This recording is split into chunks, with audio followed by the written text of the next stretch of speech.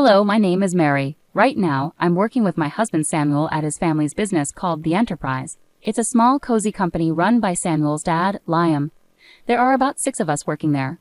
Liam isn't very involved in day-to-day activities. Samuel takes the lead and might become the next boss. He works closely with clients and pushes new projects to help the company grow. When we have big projects, everyone pitches in, making the atmosphere energetic and passionate. I've been part of this lively place for 8 years now since I married into the family. But Samuel's mom, Amanda, seems unsure about my role here. Recently, when I got home early to cook dinner and Samuel stayed late at the office, Amanda confronted me with some tough words. She asked me, "How long do you plan to stick around in our family's business?" Her tone sounded critical and disapproving. Since Amanda retired, she started criticizing my decisions instead of enjoying her free time. I tried to stay calm and asked her, "What do you mean by clinging?" She replied sharply, suggesting I married Samuel out of necessity, and now took advantage of working at their company. This wasn't the first time she accused me like this. It was happening more often.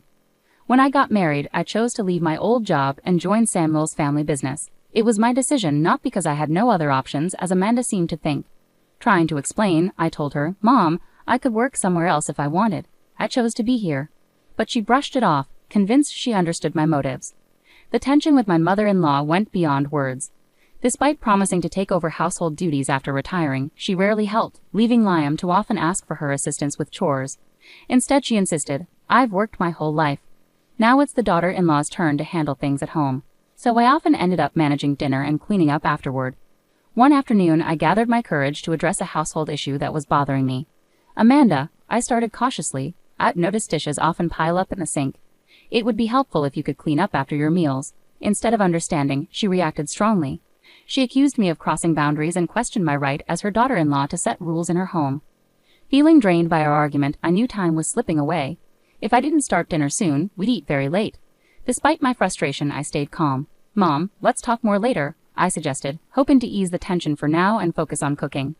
Amanda seemed to calm down and left for the living room, leaving me alone with the noise of kitchen utensils. Liam and Samuel had seen Amanda treat me this way before. They tried to step in when they could, but it didn't seem to change much. When they addressed the issue, they looked concerned and frustrated, wanting our family to get along better. Ironically, whenever Liam and Samuel confronted Amanda about her behavior, it often made her angrier at me, making her hostility worse.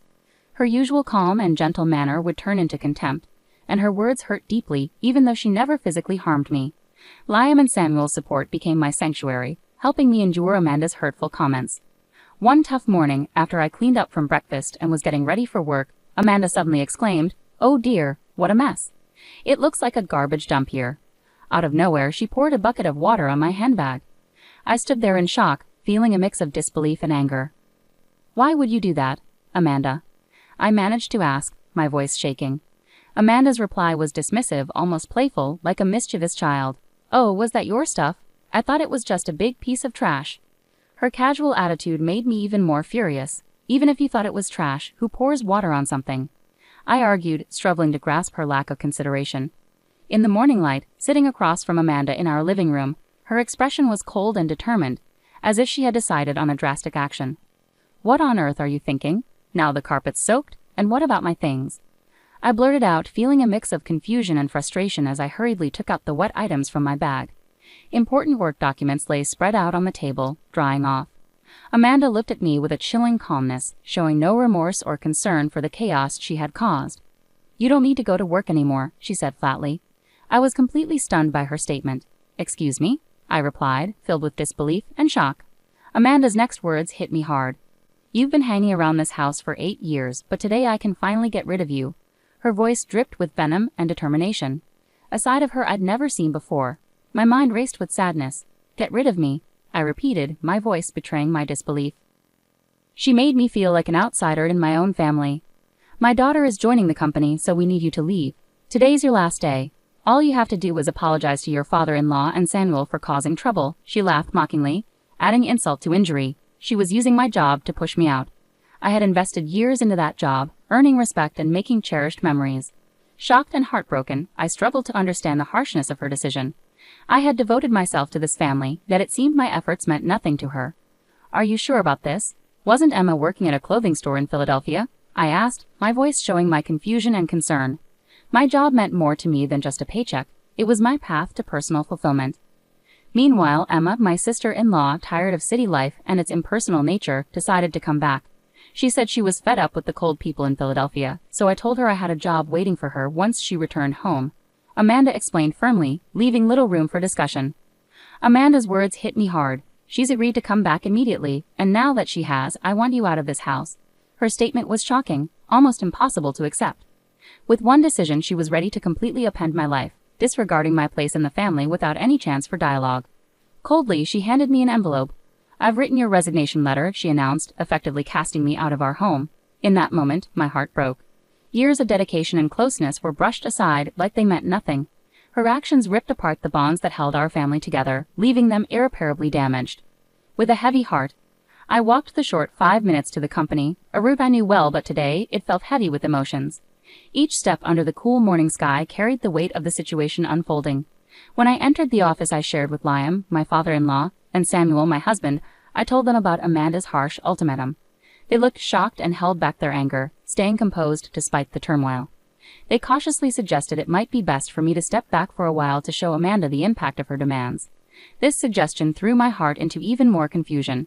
After years of working hard at our family business, the idea of taking a break longer than the usual holidays like Thanksgiving or Christmas seemed strange and overwhelming. Encouraged by Samuel and Liam's supportive words, "Why not take a step forward and try something new?" I decided to take a short trip. As I packed, my mind raced with thoughts about my life, the decisions I had made, and what lay ahead in the future. Meanwhile, my sister-in-law Emma, who was supposed to take over my role at the company, arrived shockingly late at 2 p.m. Her casual attitude left Samuel and Liam bewildered and frustrated. Despite their attempts to help her understand the business, Emma showed little interest in learning its intricacies. Upon hearing this news, anxiety gripped me about the future of the company. Even as I looked forward to my journey and hoped to avoid another encounter with Amanda, I quickly set off. Watching the landscape change from the train window, I took the opportunity to reflect on my past and present. The journey provided not just physical distance but a chance to breathe and think about what lay ahead for me. As I enjoyed local seafood specialties during my travels, my thoughts frequently turned to my family and our business. I was deep in these reflections on the 5th day of my retreat when my peace was suddenly shattered by a tearful call from Emma. "What's happening?" Mom said it was an easy job, just sitting in a chair, but Samuel and Dad act like I can't do anything right. Emma lamented, clearly frustrated. Her words sounded like they echoed the assurances my mother-in-law had given her, which caught me off guard. Despite the relaxed pace of my days away, I knew it was time to face the reality of the situation. "So Emma, how comfortable are you with computers?" I asked, sensing her hesitation. "Well, I mostly watch videos and play games online," she replied, hinting at her limited technical skills. Curious about her abilities, I asked about her experience with software like Word or Excel. Her confused response surprised me, given her background in the apparel industry in Philadelphia, where tasks like tracking sales and managing inventory would typically require basic computer knowledge. "Can you handle sales calculations or fill out documents?" I questioned further. She confidently said she could manage those tasks, but when I asked, "Can you calculate the correct amount of tax?" her confidence wavered, and she answered uncertainly. This wasn't just about testing Emma's math skills, but about seeing if she could apply them practically in a business context. While Emma had talents in other areas, it was evident she lacked confidence in the specific skills needed for the job. Her discomfort with calculations seemed to be a significant factor in the criticism from Liam and Samuel. It was essential for me to address the motives behind my mother-in-law's efforts to replace me. "Since you're taking over my role, I expect you to handle accounting tasks proficiently. Pay attention to email etiquette.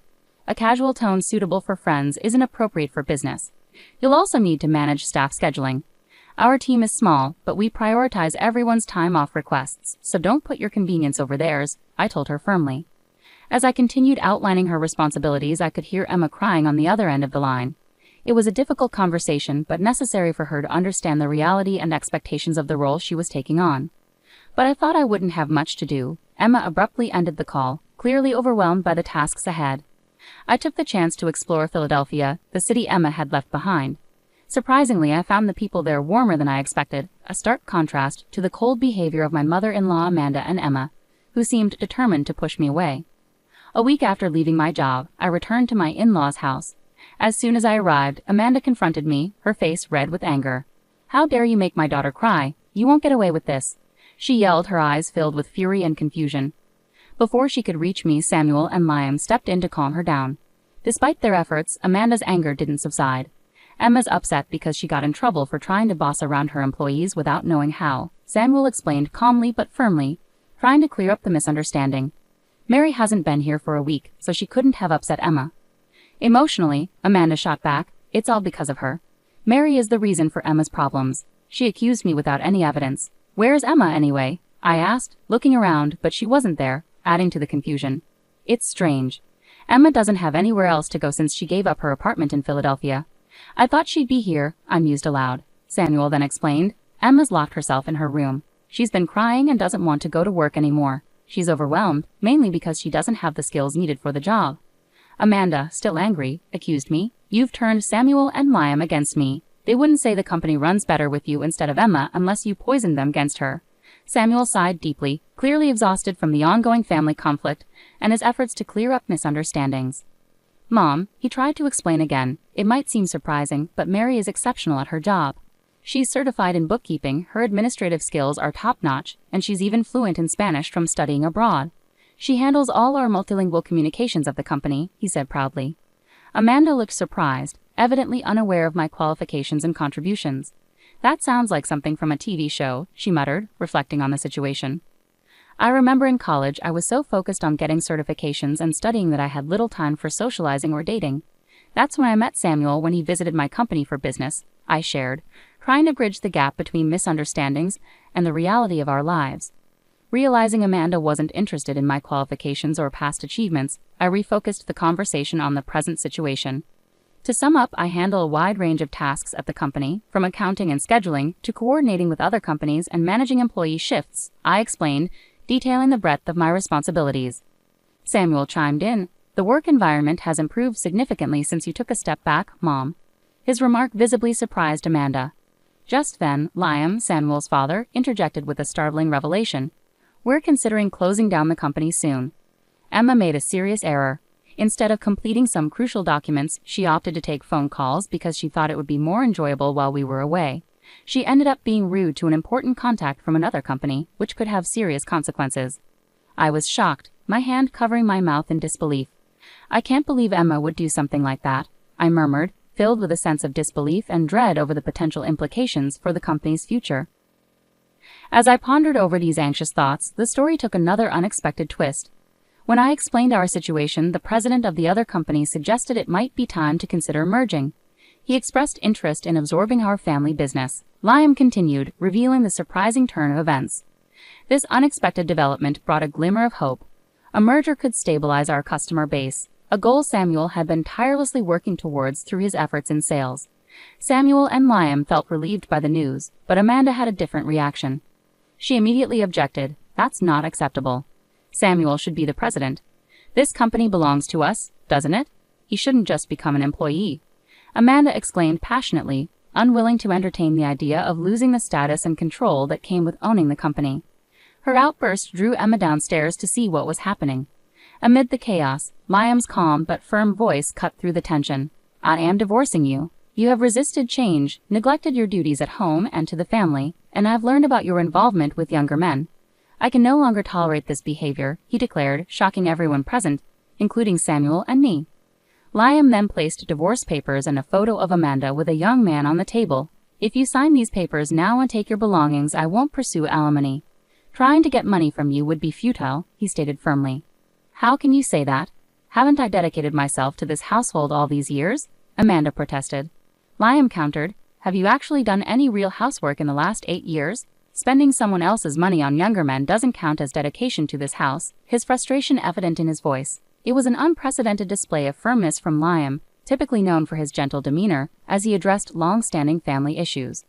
The atmosphere was charged with tension and disbelief as Liam, usually composed and reserved, showed a side of himself that shocked everyone present, especially Emma, who had just entered the room. Her slight trembling betrayed her astonishment and fear at the unfolding scene.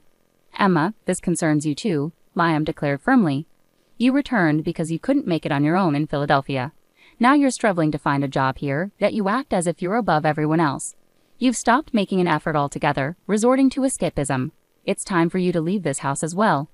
Emma was stunned, her face showing a mix of confusion and denial. Wait, Dad, maybe Mom has her issues, but I'm still your daughter, right? She protested desperately, trying to maintain her place in the family. Amanda, hurt by her daughter's words, reacted with shock. "Are you turning against me now, Emma?" she accused, her voice filled with hurt and disbelief as tensions escalated. Liam intervened swiftly to prevent further conflict. "To avoid more trouble, I've arranged for both of you to stay with an acquaintance until you get back on your feet. They'll be here shortly to pick you up. Please gather your essential belongings," he instructed firmly, his tone brooking no argument. With heavy hearts and no other options, Amanda and Emma packed their belongings. Shortly after, an acquaintance of Liam's, who managed a factory with living arrangements, arrived to take them to their new temporary home. Meanwhile, Samuel, Liam, and I seized the opportunity to inform our employees about the upcoming merger of our company with a larger corporation, preparing them for the changes and challenges ahead. Amidst these significant life changes, I discovered that I was pregnant.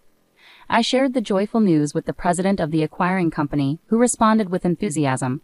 He assured me they would find a suitable replacement for my role to ensure a smooth transition. With the promise of new beginnings and the excitement of our growing family, Samuel and Liam redoubled their dedication to the company, inspired by the bright future ahead.